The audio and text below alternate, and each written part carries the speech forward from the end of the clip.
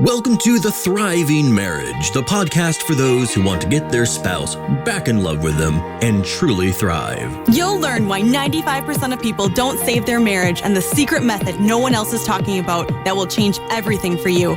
Are you ready? Let's turn tragedy to triumph. Here are your hosts, international marriage experts, Mark Johnston and Heather Choate. Hi, everyone. Welcome to our weekly podcast. We're going to be talking about that statement, I love you, but I'm not in love with you. We want to talk about how you go from that to a loving relationship again. We want to go over some of the big mistakes that a lot of people make after they hear the statement. What I want to do is I want to discuss different starting points, whether your spouse will barely speak to you, all the way to where they recognize some of the changes, but still really don't want to commit. So I want you to learn how to have your spouse actually enjoy looking forward to talking with you again, learn how to actually get them to trust in the changes. And that's what we want to discuss all this week here. But before we get to that, Heather, I think you have a client win of the week. Yeah, this one was shared with permission from Jude. So thank you, Jude. And Jude says, biggest win yet. After 2 months and was doing everything wrong until I started the program and changed my whole outlook and stubborn ways. Was heartbreaking to hear she was moving into her own townhouse last week, but it simply turned to missing me and reached out. We talked here and there, but yesterday she called me out of the blue and we had a great talk. Even better today and tonight she dropped more hints than a little that she wants to get back together. So he's starting out in the path process. He recognized that at the beginning he was not doing things in the most effective way and got to the point where his wife wanted out and then realized, I actually miss you, and starting reaching out. And so helping him open up that communication and open up that connection is really, really powerful. So if you're in this kind of situation right now where you feel like everything I've been doing hasn't really been working yet, then I encourage you to learn more about the path process that helps you to connect with each other and increase the opportunities to communicate and to rebuild that connection there. So it's awesome. All right. Yeah, I mean, this is the great thing. This is why I love this job, is we hear stuff like this all the time. And now, while I didn't work directly with Jude is following our program, and just it's a nice feeling to know that like something that we've done, Heather, is really making an impact in someone else's life. So we love hearing these wins. It's a great part of working in this field here. Yep, it's what drives us to do it. Have a change in the world to shift the way that we view our relationships and each other so that we solve and heal a lot of the things that are going on and make a radical shift in our world. That's what our entire intention is here at High Thrive Coaching. So let's talk about I love you, but I'm not in love with you. How many of us have heard that? If you're watching us live, if you're joining us from the Thriving Marriage group, go ahead, leave a comment, say, I have. We often hear this. In fact, Mark, how often would you say you hear this statement from your clients? I would say that this is probably one of the most common starting points that I have a lot of my clients in. So I think more this than any other. I'd say up there with, we have a lot of people dealing with affairs. We have a lot of people dealing with this statement. And less so some other problems. So I would say this is probably one of the most common issues that we see with a lot of our clients. Absolutely. I do a masterclass about every single week. And, audience ranges from about 40 to 120 people a week. And this is always one of the most common stories. If you remember the path process, it's uncover their story, the reasons why they want out. And this is always at the top of the list. So before we go into like a little bit further, I'm just curious, you're talking about master classes. And you know what, I just thought about this for a second. I don't think we've ever done like a big major class on this. Like I know, part of the reason why we're talking about it this week is we did just have a new training in our subscription material talking specifically about this. But, as I was creating, I felt like there was so much more to discuss. Like I could have made 3, 4 or more training, like just to go through every step in depth. And, I'm wondering how many of you out there would like us to put out a more formal program specifically addressing this issue.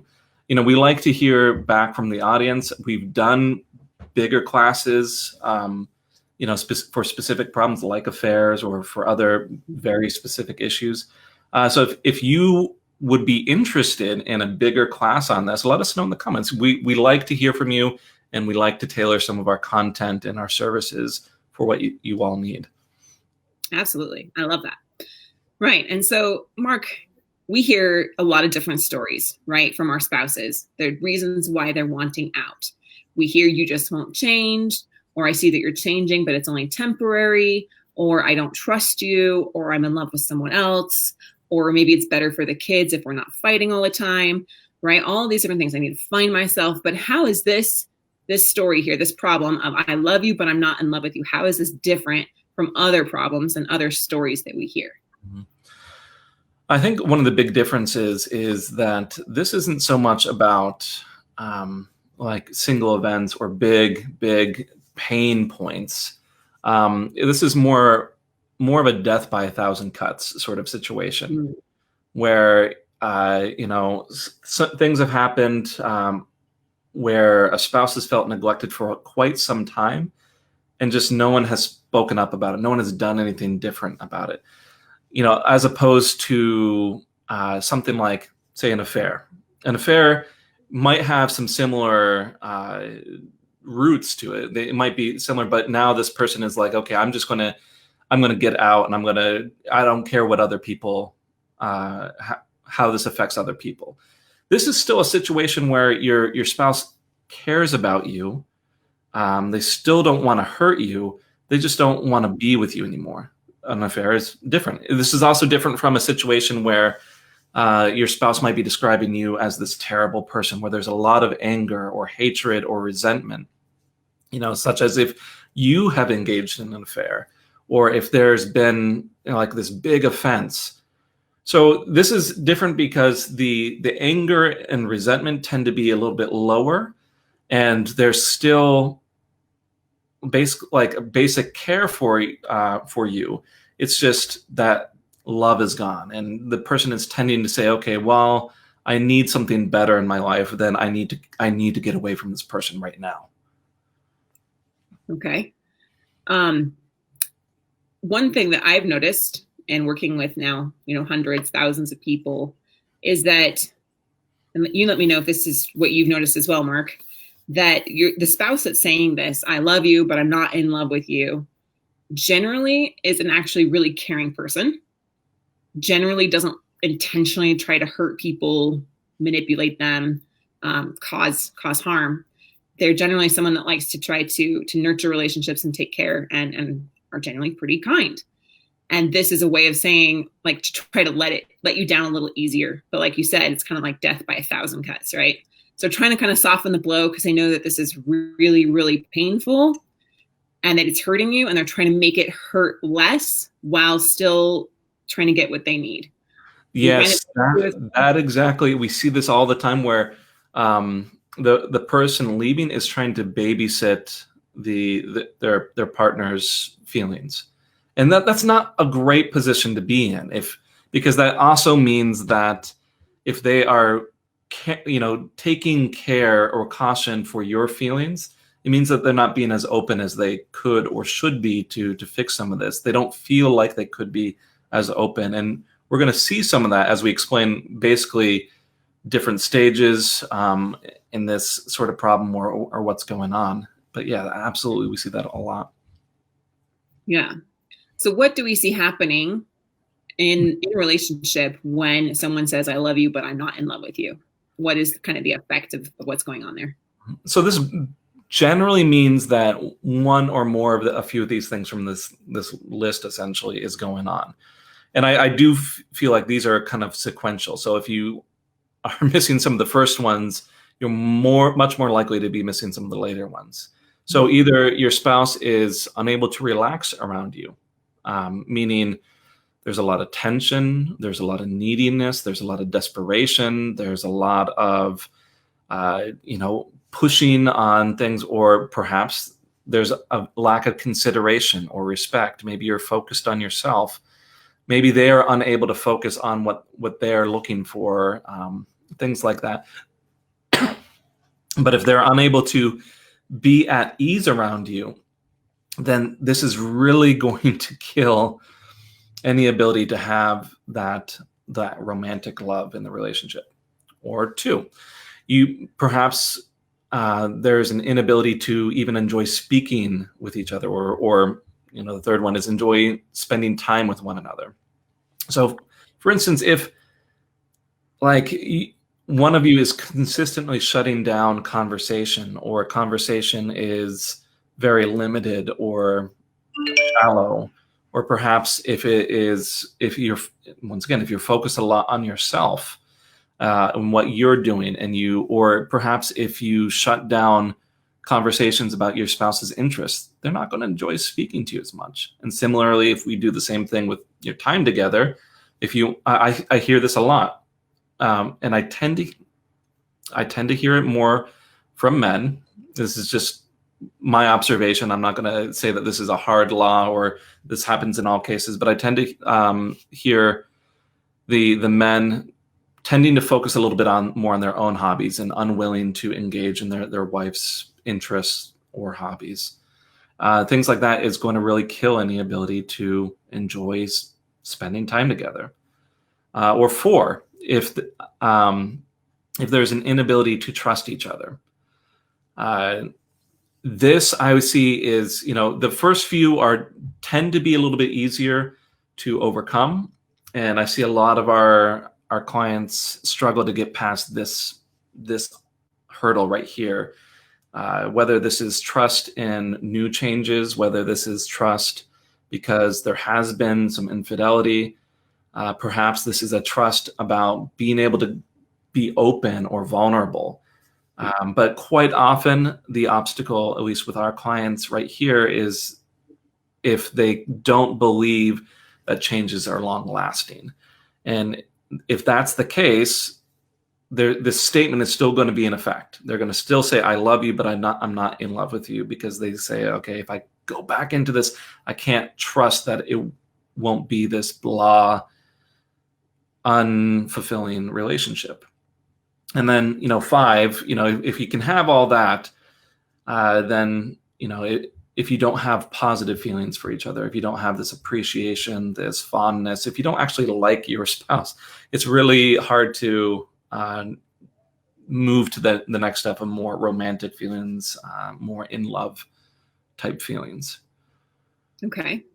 So given this kind of sequential list here, encourage everyone to kind of take some time and check in with yourself on what you're experiencing in your relationship.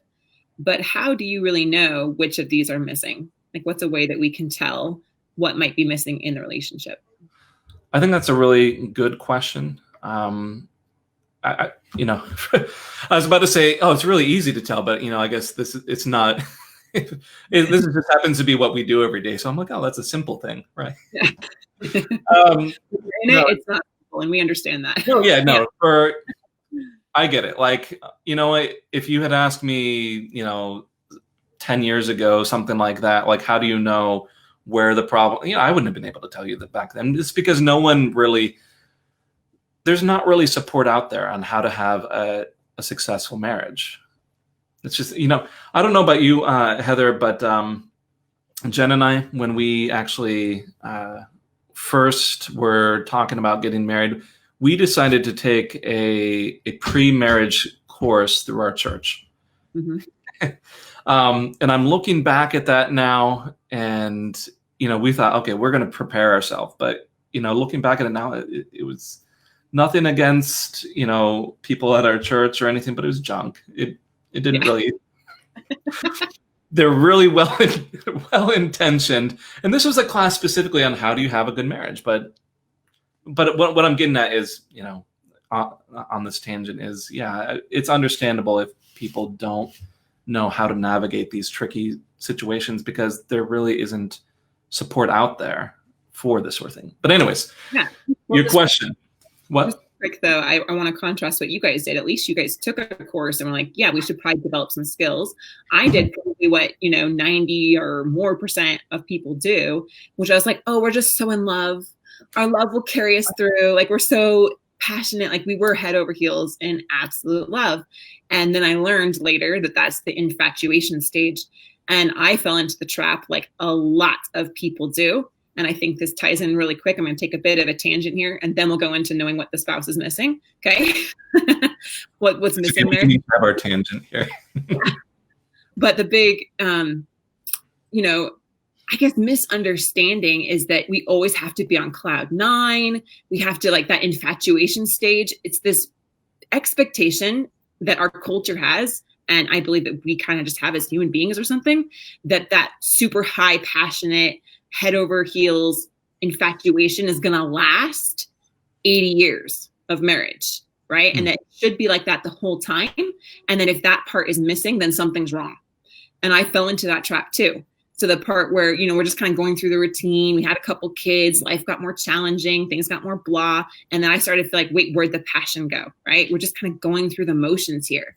And if you believe, like I did, and many, many people do, that you have to be at that cloud 9 level your entire marriage, you're setting yourself up for failure, because that's not really what true love is. That is an aspect of love. And just like all aspects of love, like the 3 levels of love, which would be infatuation, then contractual, which is kind of the give and take, working as a team. If it's done healthy, if it's not, then it causes absolute chaos. And then 3rd would be unconditional love. I just love you no matter what. I love you for who you are.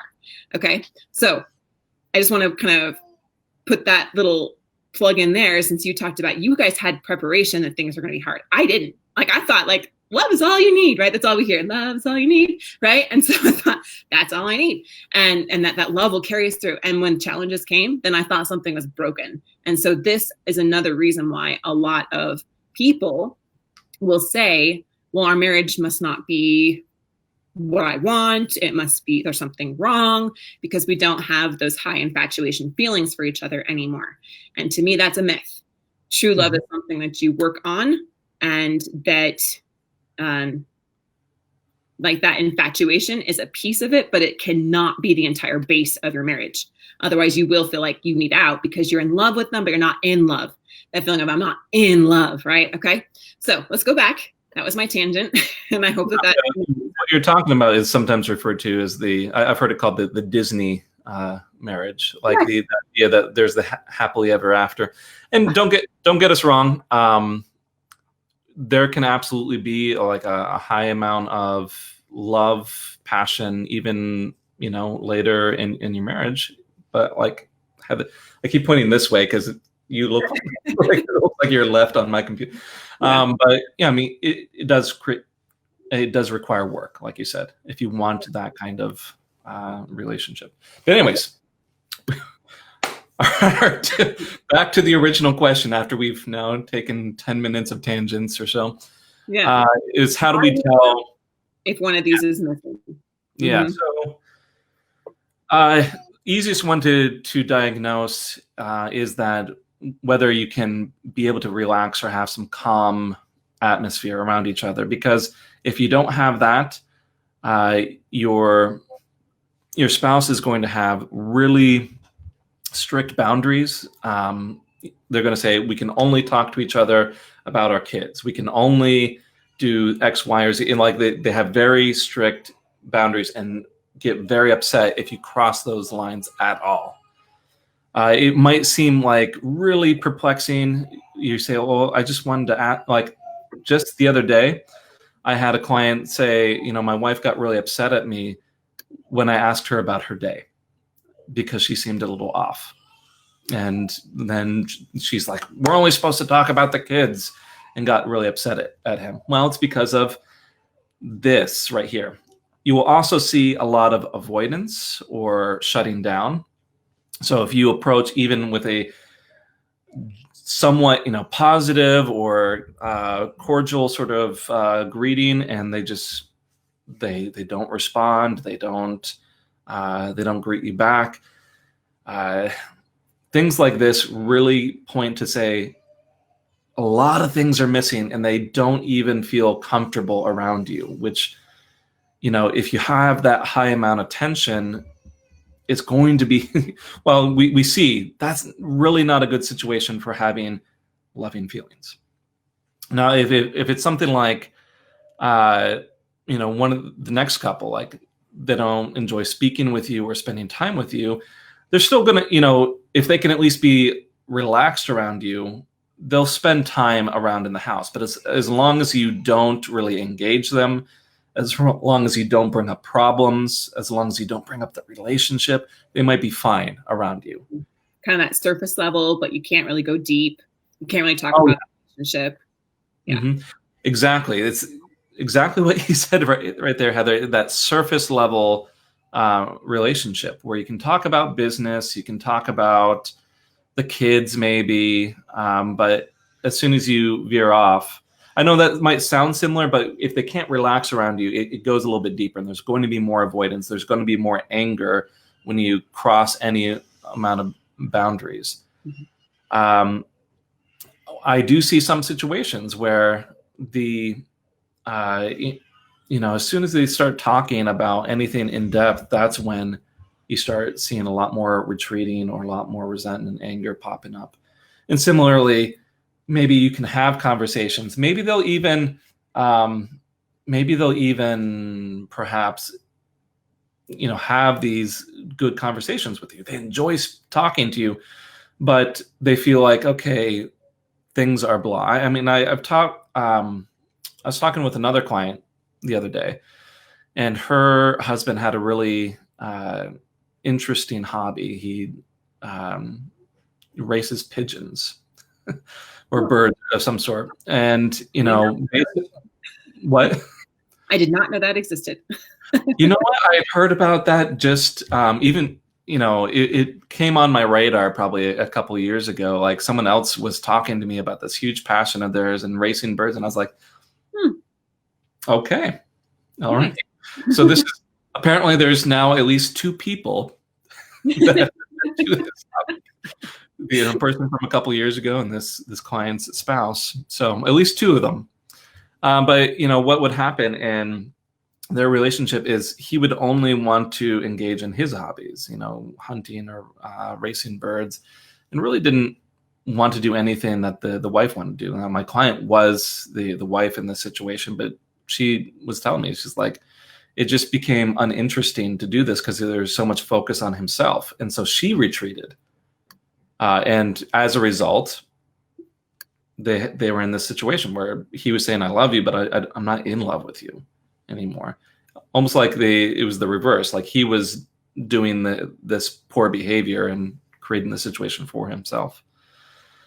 We're going to have trust issues if you're hearing a lot of,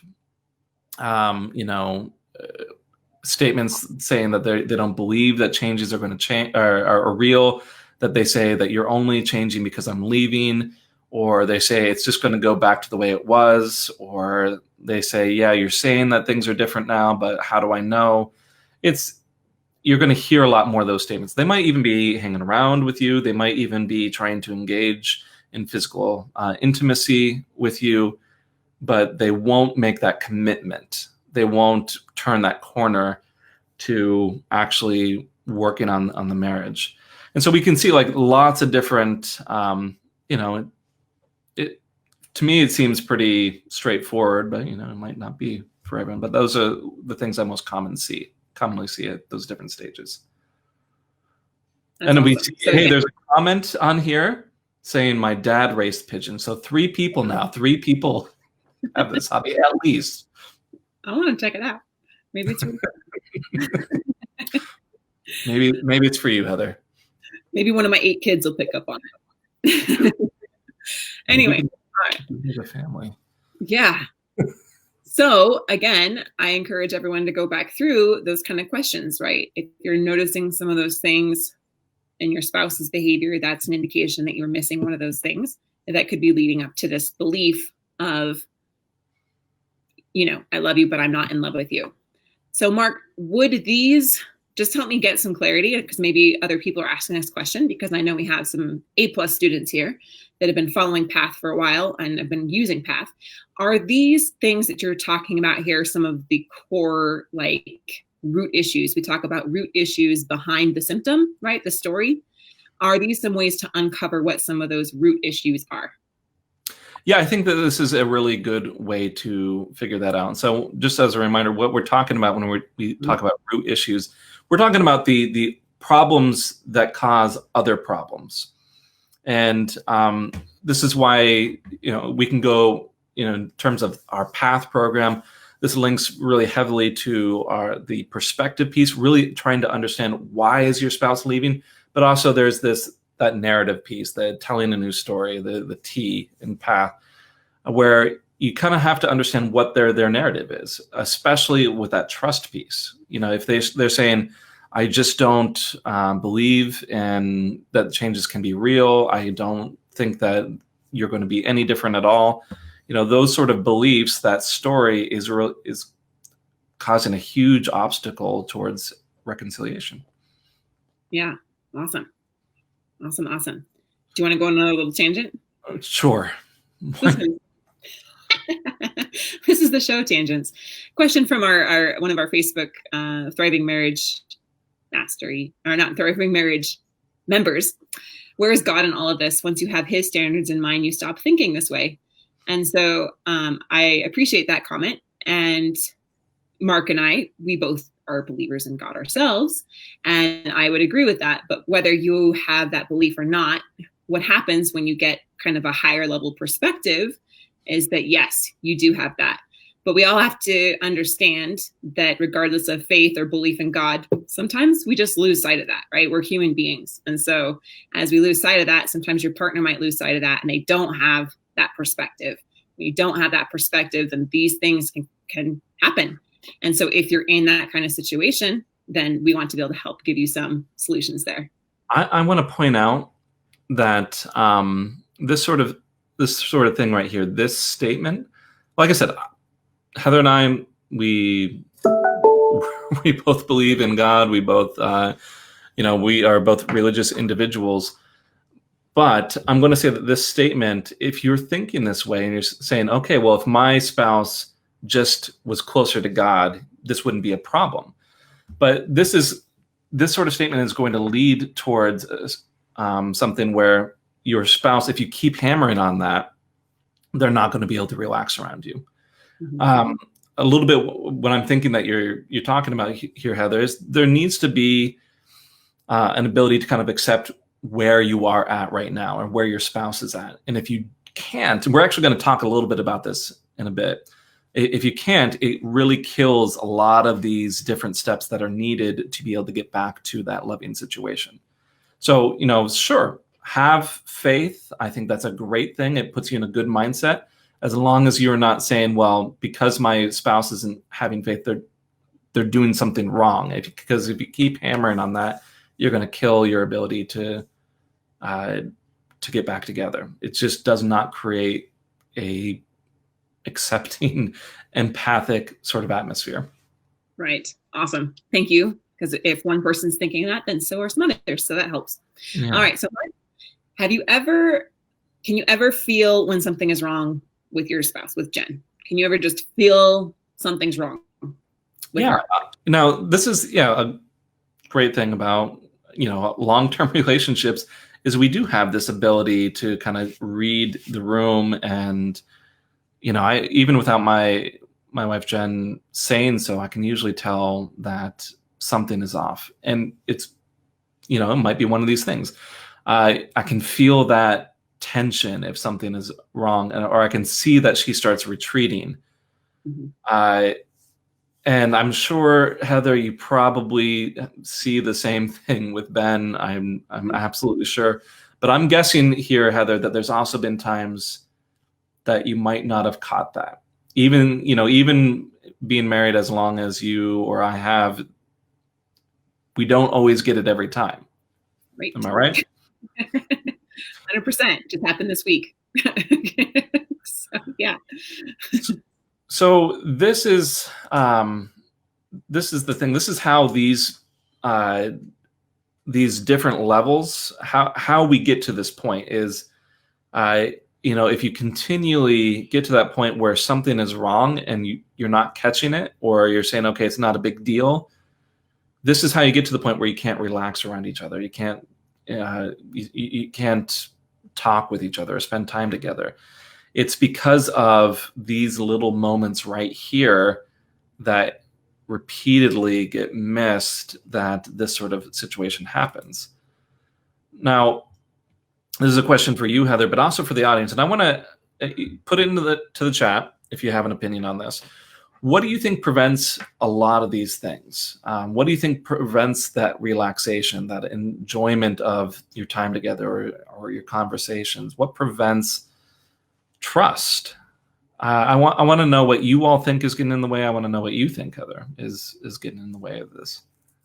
Yeah, so starting kind of from the bottom up, I guess. Trust, obviously, when trust is broken, there's a major breach in trust that gets in the way of it, that prevents that feeling there. And if it isn't healed in the right way, if it's anything swept under the rug, which I guess would apply to all these levels, right? If we're just sweeping something under the rug rather than actually healing it, that's like putting a Band-Aid on a cancer tumor, right? It's just going to fester. It's just going to grow. And so sweeping things under the rug, not addressing them, there's that. I also see, though, and this is part of the journey that I went through, the challenges that I had, was internal limiting beliefs, like deeper insecurities. I'm not good enough, therefore people are going to leave me. And so I really shouldn't trust them fully, because if I do, I'm just setting myself up to get hurt, right? So that's another thing that if you have to sum that up, it sounds like there's like a lack of safety, a lack of safety within the relationship is a lot of security. Yeah. Relaxation means that there's been some kind of tension that happened. And unless you healed whatever caused that to come up, then the tension's only going to persist. And then you're not going to be able to relax or feel safe with each other. That tension could be caused from arguments. It could be caused from criticism, blame. It could be caused by hurt feelings that weren't expressed, those kind of things. In fact, that's what I missed this week was a hurt feeling on Ben's part. I'm more of an extrovert. He's more of an introvert. And so I don't always see the things that are going on inside of him. But then eventually I'll tell down the road, oh, something happened here. Why is he feeling tense around me? Why is he being a little more emotionally withdrawn? But I want to know, like Mark said, what do you guys think are the things that prevent these things from happening? So I'm looking at some of them, and I actually have a list here about what tends to drain these things. And I want to see whether it matches up here with some of the comments. So I'm seeing undermining thoughts and phrases, not talking about issues, focusing on the hurt, always gets this person to spiral. Let's see, a feeling that we cannot talk about hard things. It's because unable to be emotionally supportive. So a lot of these match up with what I see as very common mistakes that tend to drain these different aspects of a relationship. And it tends to be emotional intensity. We saw, one of the comments right there, when she gets hurt or he gets hurt, I'm not sure. All I see is Facebook user. This person spirals a lot. If there's a lot of emotional intensity, and I'm talking not just about like anger where, you get really worked up, but I see in cases where there's a lot of depression and the person is just continually shutting down and, oh, woe is me, and this isn't any good. Where they're needing a ton of emotional support. That can be overwhelming for a lot of people who don't know how to handle that. I see a lot of individuals who their spouse sounds terrible, but like they're not really high on that emotional intelligence sort of skill. And so when they are faced with a huge amount of emotional intensity, they tend to retreat and they can't relax. I see if there's a lot of desperation or neediness, if we translate that, it's basically, it's a focus on self. I need to feel validated. I need to feel assured. I need you to, approve of me. I need you in my life. which this is another one, a focus on self, which is very much that desperation and neediness connects to that, or a lack of consideration for what your spouse needs. I think one of them, one of the users was saying being unable to be emotionally supportive. Well, this is what we have right here. If you're focusing on self, or you don't consider what your spouse is needing, you aren't there for them. I'll see my clients where they might be emotionally intense at times, but the reverse is true. Like if your spouse has a high amount of emotion and you can't be there to receive that emotion consistently, it can really deteriorate or drain these things. Trying to push fixes in the relationship before your spouse is ready to come back is another very common mistake that we see. I'm trying to even think of any of my clients that haven't made this mistake, where their spouse is saying, I love you, but I'm not in love with you. And they say, okay, we're going to push on this. You need to work on this. You have to come back right now. Why don't you do this? And they push without really taking into consideration that their spouse is feeling, they're not enjoying these interactions. They can't relax. They can't calm down. They don't enjoy these heavy discussions. And so it pushes them further away. And one of the last common mistakes that I see with this is believing in single step solutions, and a lot of disappointment or resentment when a single action doesn't lead directly to their spouse coming back. They might say, okay, look, I'm trying. I did this one thing. I tried to ask you out on a date, and now you still don't want to be with me, and getting upset with it. But each of these, I'm going to point out, each of them, if we had to say what is the underlying cause, it's a focus on self rather than taking time to have some empathy and understanding for where your spouse is at. Yeah, that focus on self, where is that coming from, right? If we actually give ourselves some grace and understand that I am where I am, it's because we get freaked out that our spouse is pulling away from us, that they're saying, I'm actually not in love with you. That doesn't feel good. It feels hurtful. It feels scary. And so we react out of fear. The fight. Oh my goodness. Fight, flight, or freeze response comes in. And then we act out of desperation, right? And we just do these things. We get emotionally intense. We get desperate. We get needy. We're trying to think about what we need. How do I get as much as I can get as fast as I can get it, right? Or just that centeredness on myself. And I don't know what to do. So I end up doing nothing or pushing, which only pushes them further away, right? And so all of those things, if you really consider where you're coming from emotionally, it's very instinctual, but it doesn't serve us well. And so what we need to learn is like emotional processing. So we don't react out of fear. So we react from the higher level of ourselves, which is exactly what we teach you how to do. And when we react from the higher level of ourselves, we're going to go into the next 4 areas here of things that actually solve this. Okay. So here is a really important awareness that could change your life, right? If you find that, yeah, I am getting desperate, I am getting needy, I am focusing more on myself. It's true, I am, but what else can I do? They're leaving me, and that's not good for me. So I need to protect myself, right? It's not good for my kids. All these things. So when you have that awareness that you're doing these things, it's okay. It's actually good to have that awareness, because now you can realize that's not working. So how do I do something different? And when we start to do different things, then we get different results. So Mark, let's talk about those 4 things that we need to do instead that are actually going to solve this challenge of I love you, but I'm not in love with you. All right. So 4 things, 4 key areas: empathy, acceptance, validation, confidence. If you can have these items in spades, if you can have a lot of it, you're probably going to be in a much better position to reverse a lot of the damage here. So, and we talk a lot about having empathy, gaining perspective, A lot of, excuse me, we talk about this all the time because this is our, the first step in our path program is having that understanding, that empathy, that perspective. And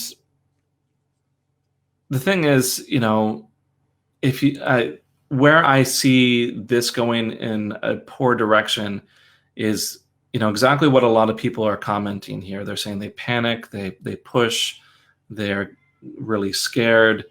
And as I was saying, the big mistake is where there is so much focus on yourself that you're not really taking time to understand, okay, how could my husband or wife get to this point where there isn't that love in the marriage anymore? Something has created this. This is very closely related to that acceptance. And, we mentioned that a little bit earlier. Someone is commenting about where's God in all this. And if you had, his teachings in mind, you wouldn't be here. And I would agree, there are a lot of good teachings there, but, there has to be some acceptance that perhaps your spouse isn't in that position. And if you can't accept the state of your relationship, you're going to push. And this is what I see time and time again. People are saying, I can't stand the thought of them leaving. They become desperate as perhaps there's a filing for divorce or discussion of divorce or discussion of separation. And they're not taking the time to say, okay, this is where I'm at. This is where my husband or wife is at. I'm going to think calmly about this. And I'm going to accept that they aren't in love with me right now. You have to have that acceptance. Otherwise, you're going to step into that desperation, that fear. And you're going to push them further away. There needs to be some validation. As I was saying, if you have empathy, if you have some acceptance, going to be much easier to be able to hear your spouse out, to validate how they are feeling. Your spouse will not want to talk with you. They're not going to want to be around you. They're not going to want to spend time with you. They're not going to trust you if you don't validate how they are feeling. This doesn't mean that you just say, yeah, you're right, everything, I'm a terrible person. That's not what this is about. If you've listened to us for some time, this is something that I've repeated many times. Feelings are always valid. Always, always valid. How they come to those feelings might not be. So, meaning they might have thought that you were cheating even if you weren't. They might think that you didn't care even if that's not true. But the truth is they feel, perhaps pushed away, perhaps rejected, perhaps they feel uncared for. Mm-hmm. And you need to take the time to say, okay, you know what? That feeling is legitimate. And because if you don't, they're not going to feel understood. They're not going to see that you are on their side. And then some confidence, like if you can come at this with some empathy, acceptance, validation, this is a confident position.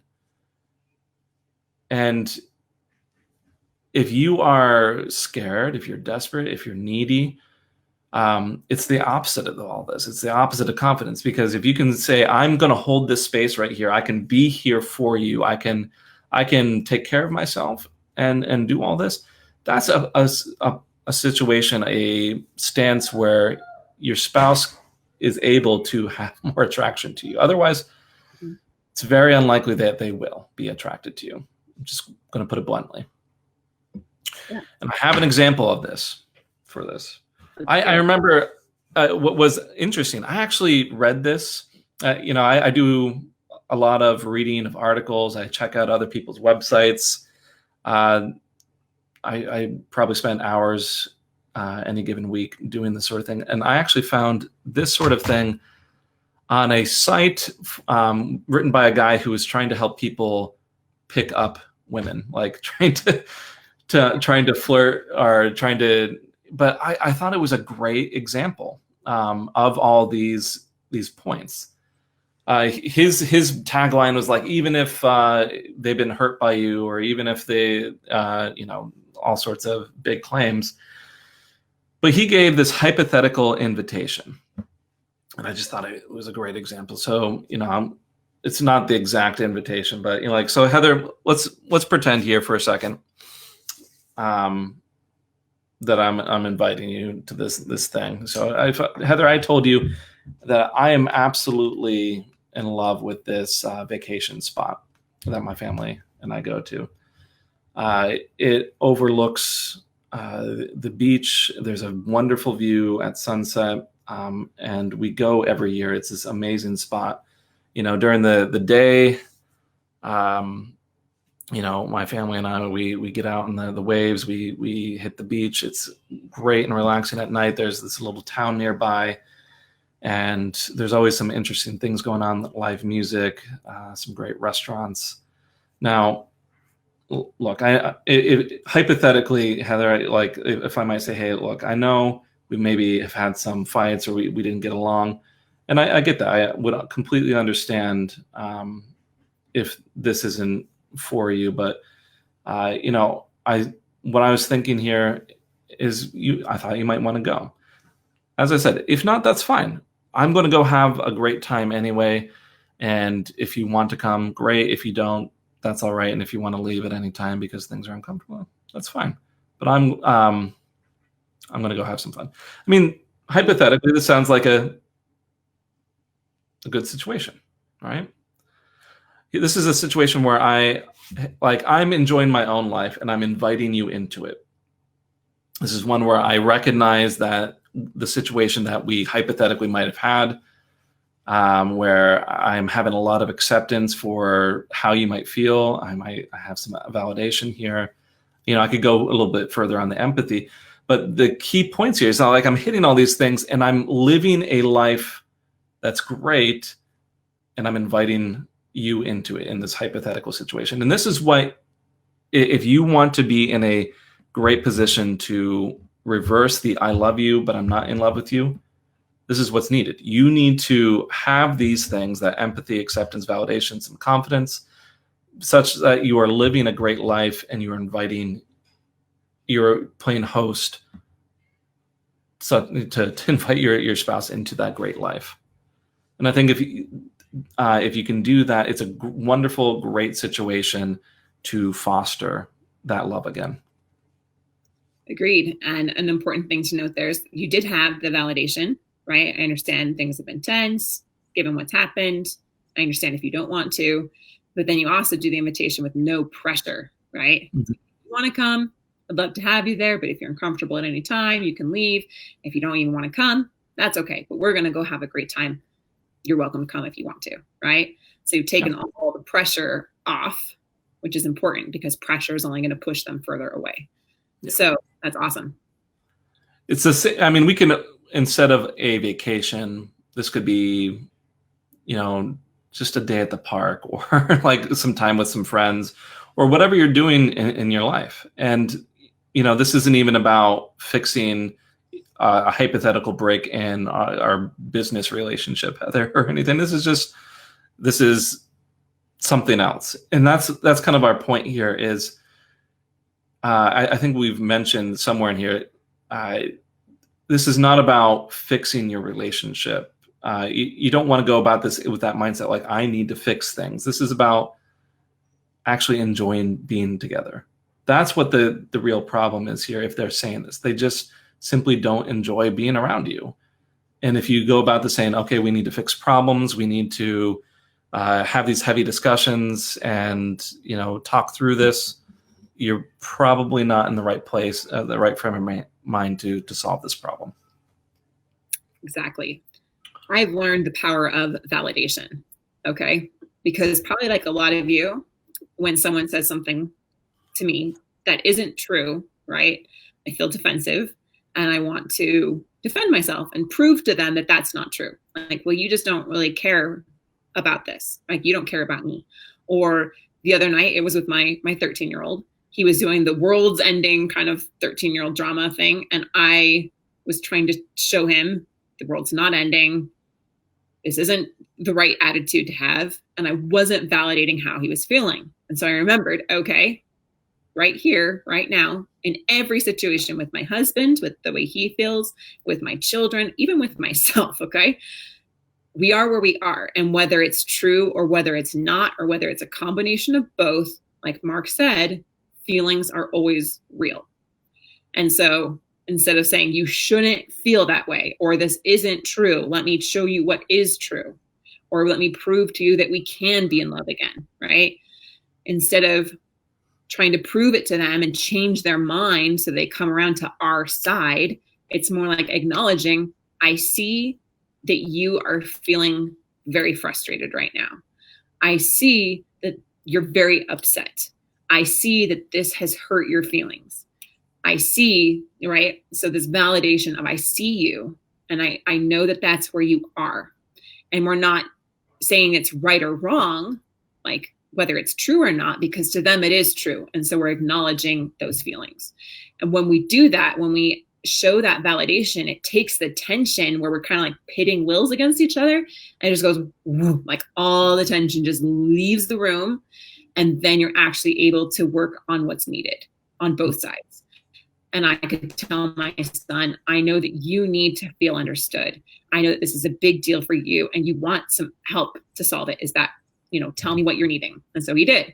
And then I told him what I'm needing. When we're doing dishes at the end of the day, I don't need like a huge drama of like yelling and like making everyone really upset. That isn't solving the problem. And it's not what I need. What I need is a peaceful home where we handle our problems in a respectful manner. So, but the first step to get there was that validation, because the validation is going to take that tension and take it way down. So we both feel understood. And then when we both feel understood, then we're able to problem solve together. Yes. So should we go to the marriage myth buster really quick? I think we're absolutely time here. So myth, happy couples do everything together. This is a myth. This is a myth. Yeah. So I encounter this sometimes, like the couples that have to do everything together. They have to share all the same hobbies or friends or whatnot. And don't get me wrong, I do think it's very important to share many interests, to spend time together. Just as a general rule of thumb, I've heard from several different experts, and I agree, it's if you're going to maintain a good relationship, you should have about 5 hours weekly as a couple. But I'm going to say that, and that doesn't really translate to, having to do everything together. One of the things that I actually appreciate about my marriage with Jen is that there are some nights when we can go, you know what? Honestly, I just need some time to myself. Or, you know what? Jen might say, I'm going to go get out with the girls, or I'm going to go do my own thing. And it's okay. So this myth is really important, because what can really, really boost your ability to be relaxed and enjoy each other's company is not needing your spouse for everything.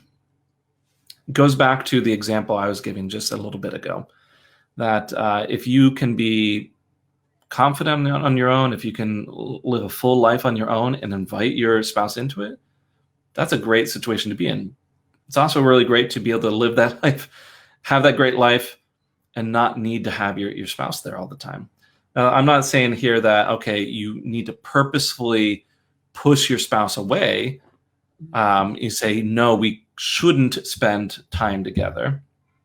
It's more like having some acceptance that, hey, sometimes we might have different interests. Sometimes we might want to do different things. Sometimes we might have hobbies that have no appeal to the other person, and that should be okay.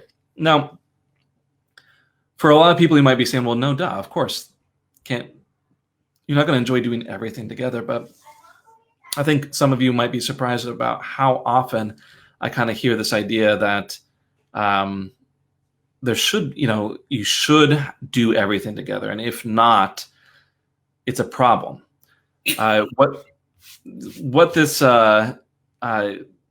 this sort of idea creates is it is more of that desperation or neediness. It's that it leans into a codependency problem, where if your spouse doesn't want, this is where it's unhealthy, is if your spouse doesn't want to do something with you, is that a problem? Mm-hmm. Now, like I said, okay, there's always a healthy balance. If they're consistently not wanting to do something with you, that's a problem. It's just, can there be acceptance for each of you to have your own life? And then just to, I would say with some frequency, invite the other person into that life. And I think that's probably the ideal stance to have. Yep. I love that. And I raised my hand because I was one of those. That desperation, that neediness, I felt like we did need to do everything together. And it felt very threatening to me when he wanted to go mountain biking with his brothers all day Saturday, right? Or he wanted to, watch this mechanic show because he wasn't, paying attention to what I wanted to do and all these things. But it really came from this desperation of I didn't feel good enough. And so I had my radar set so high to any form of abandonment, right? Any form of I'm not good enough. And when he rejected something I wanted to do, say it was Sunday afternoon, I'm like, hey, let's go on a walk. I want to go on a walk. Let's go on a walk. And he'd say, no, it wasn't a rejection of the idea to me. It was a rejection of me. Mm-hmm. So this is kind of what what we're talking about here is this very unhealthy level of neediness, codependency, and insecurity about yourself, which then makes you insecure about a relationship. And it could be, any different variety for you, but I'm just kind of giving an example of what I went through until I learned how to feel secure in myself and feel like I was good enough. So I encourage you, if you're feeling that, if these symptoms are kind of popping up for you, to do some self-reflection and see what's going on internally inside of you that's causing this desperation, that's causing this neediness, that's causing, in my case, hypersensitivity, and then when you resolve those things, then you get to that healthier level where it's okay. They can do things and it's not a threat. I can do things and it's okay. If they reject my idea, it's just an idea. They're at a different place. Maybe I need to consider what they're needing. It's not a rejection of me. So, lost Mark. That's all right. Well, we're here at the end anyway. So I encourage you guys, if you are wanting more help with this idea of I love you, but I'm not in love with you, then I encourage you to go ahead and get our free trial of our marriage mastery. Let me put the comment here on the screen if I can. There we go. There it is. So it's relationshiprebootcourse.com, relationshiprebootcourse.com/free trial. And you can get a 14-day free trial of our monthly program. And then, of course, after 14 days, you can choose to cancel it or you can choose to keep it. It's $47 a month. So it's a monthly subscription where you get a new training from Mark himself every single month. And this month's training is exactly on going deeper into what we talked about today of the I love you, but I'm not in love with you, how to overcome that obstacle. So encourage you guys, if that resonates with you, go ahead and get the free trial. Again, cancel it after 14 days if it's not a good fit, or keep it if you want to be able to get all of these premium monthly trainings that we offer.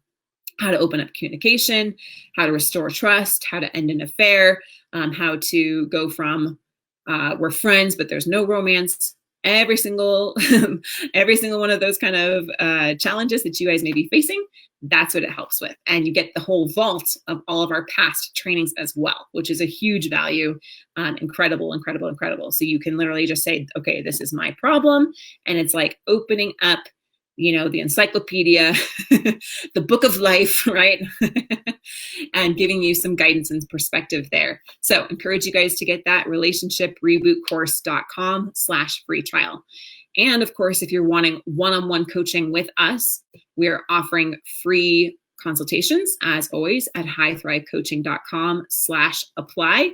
But I do want you guys to know here in October of 2020, as we're recording this, our spots are almost completely full.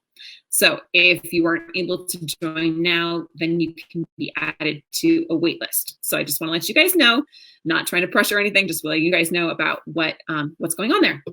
So huge gratitude to Mark for sharing this with us today. Thank you so much, Mark. I know you're not here right now, but we are grateful for you and the incredible work that you're doing. So again, my friends, no matter where you are currently in your marriage, in your relationship, know that it is possible to turn this around. We are the ICU for marriages, and we've helped tens of thousands of students just like you guys in the exact situation. 95% of the time they say, I want out, and you're wondering, what can I do? We have the path process that helps you to get there so that you restore trust, you reconnect, and you get them back in love with you again. So that's my intention for you. I'm holding space for you in that you no longer ever hear your spouse say the words, I love you, but I'm not in love with you. All right. So thank you for oh my goodness, I'm getting tongue tied right here at the end. Thank you so much for joining us today. Maybe someday I'll be an articulate communicator, but until then, you just have to deal with my blunderings. So next week, it's going to be a secret. It's going to be a surprise. So I encourage you guys to join next week. Thank you all for coming, and we'll talk to you again. Thanks for listening to The Thriving Marriage, your A to Z blueprint for not just surviving marriage, but thriving. Until next time, my friends, thrive on.